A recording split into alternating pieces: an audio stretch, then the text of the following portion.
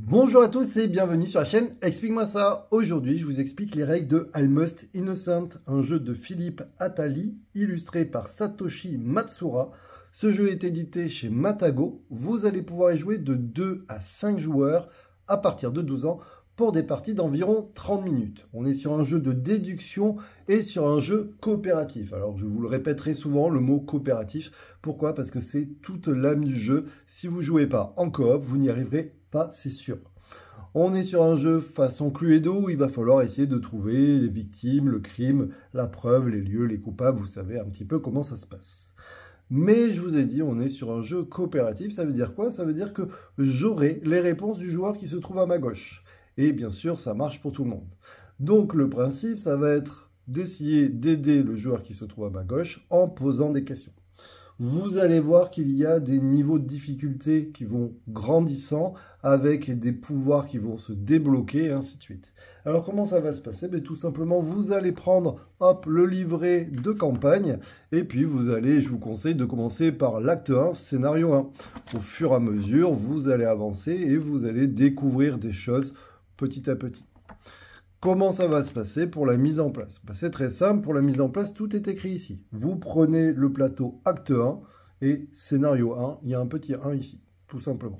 Ensuite, vous allez choisir le niveau de difficulté. Le niveau de difficulté, c'est ce qui est indiqué ici. Vous voyez que ici, si je veux facile, j'aurai 2 jetons quasi-innocence. Alors quasi-innocence, ça veut dire que c'est des jetons, si jamais on se trompe dans l'équipe, on aura le droit à 2 chances en gros à 2 erreurs.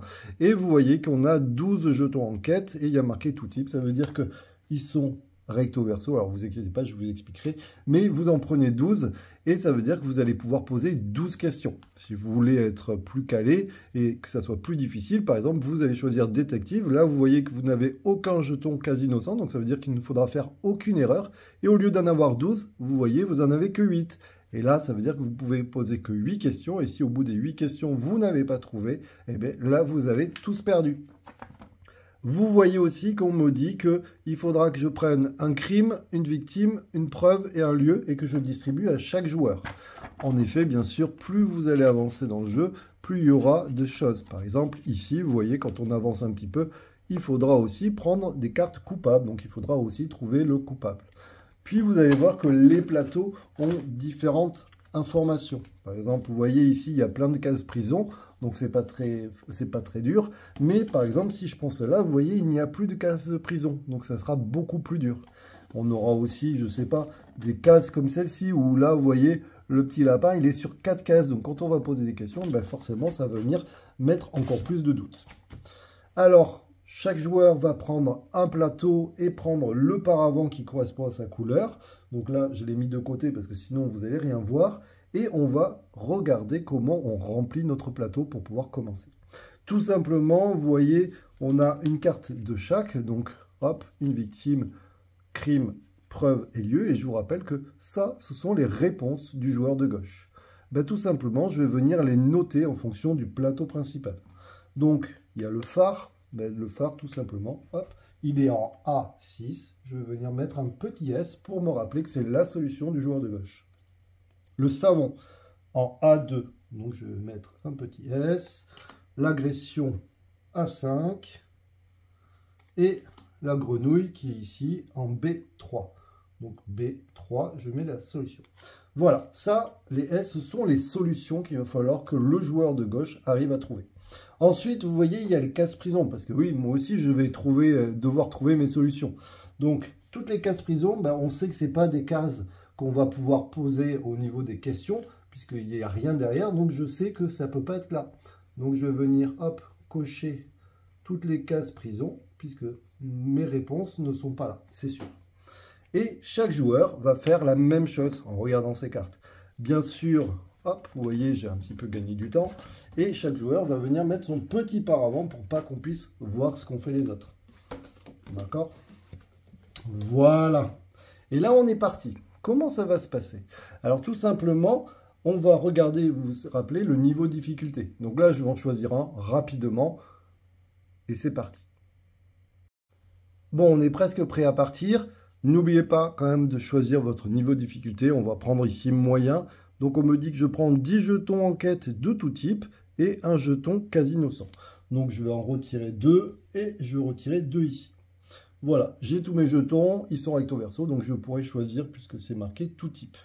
Alors ces jetons-là, les cartes ici, ce sont des cartes pouvoir et la carte de déplacement de la reine, c'est des niveaux qui vont intervenir plus tard. Ça va être des petits bonus, des pouvoirs qui viendront beaucoup plus tard dans les parties. Donc je vous laisserai les regarder et les découvrir.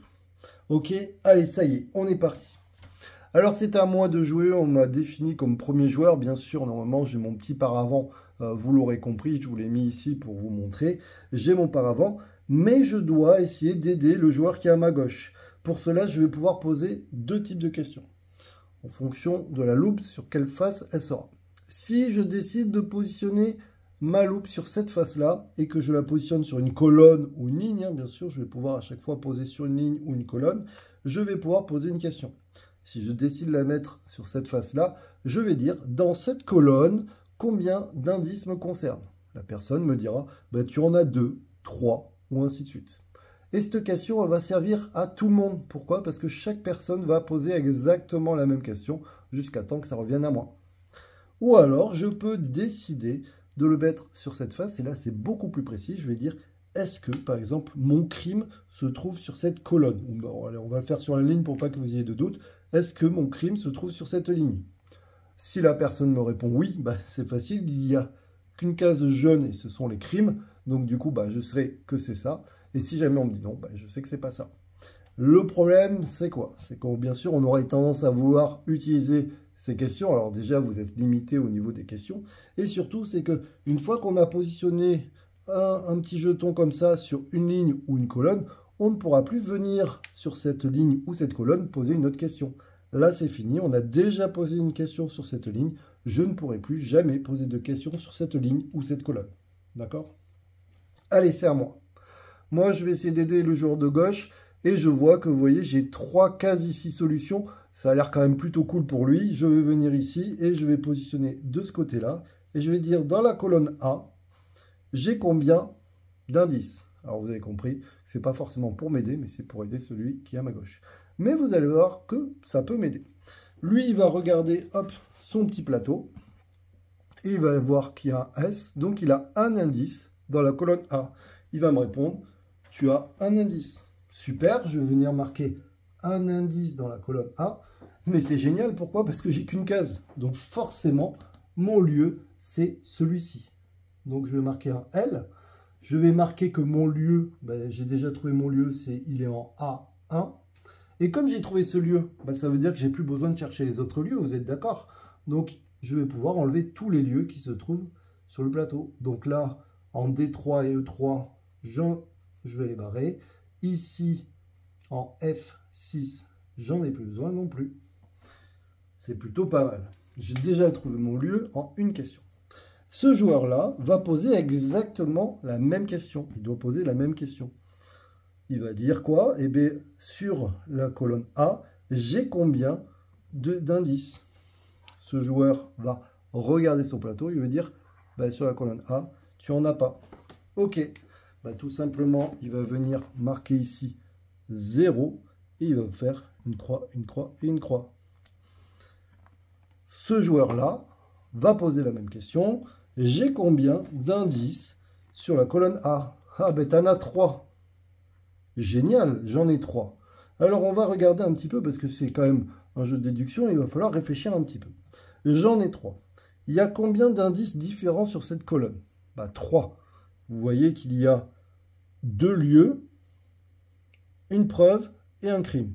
Donc forcément, vu que je lui dis 3, il a forcément ce crime-là et cette preuve-là. Donc déjà, il sait que sa preuve, elle est là. Elle est en A2. Il sait que, vous voyez, son crime, il est forcément en A5. Donc il va mettre un C, il va marquer A5. Ok, ça vous êtes d'accord? Maintenant, il va pouvoir enlever toutes les cases crime qui se trouvent sur le plateau. Donc il va faire ici, ici. Donc c'est les cases jaunes. Hein. Il va enlever toutes les cases jaunes. Et il va aussi enlever toutes les cases vertes. Et vous voyez que ça commence à faire du tri. Tac, tac. Là, par contre, entre ce lieu et ce lieu, il ne sait pas. Mais c'est pareil, il sait que son lieu, il est forcément là. Donc du coup, il va pouvoir enlever tous les lieux, puisqu'il sait que c'est soit celui-là, soit celui-là. Donc vous voyez, en un coup, je l'ai énormément aidé, il a presque tout trouvé. Et on va continuer. Comment on continue? Tout simplement, on prend le jeton premier joueur qu'on va passer au suivant, et le suivant va poser une question.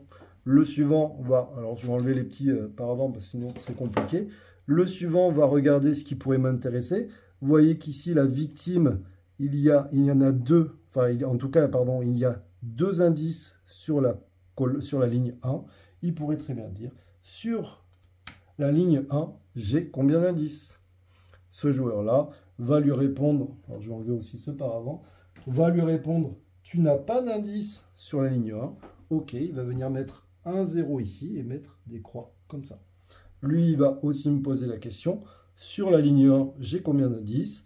Tu n'en as pas. Très bien, il va venir mettre un 0 et hop, ici. Ah, mais du coup, il hésitait entre ce lieu-là et ce lieu-là. Il sait forcément que son lieu est ici. Son lieu étant A6. OK?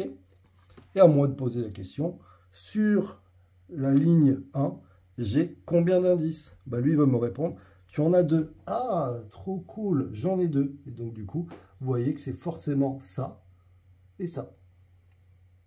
Enfin, celui-là, et donc là, ça peut être ça ou ça. Et ainsi de suite, puisque j'ai déjà mon lieu. On va avancer comme ça, et on va petit à petit égrener tous nos indices. Si à un moment donné, dans la partie, on pense avoir tout trouvé, c'est-à-dire qu'on va parler, on va se dire, est-ce que toi, tu penses que tu as tout trouvé? Ouais, moi, je pense que j'ai ma victime, mon crime, ma preuve et mon lieu. Pas de problème. Tous les joueurs sont d'accord. Vous n'êtes pas obligé de continuer la partie et d'utiliser tous vos indices. Vous pouvez dire, OK, on arrête et on va vérifier. Ou alors, deuxième solution, vous avez utilisé tous vos jetons et donc du coup, vous êtes obligé de passer à la fin de partie et donc à la vérification. Comment on fait la vérification? Tout simplement, on va prendre la question victime en commençant par celui qui a fini avec la question.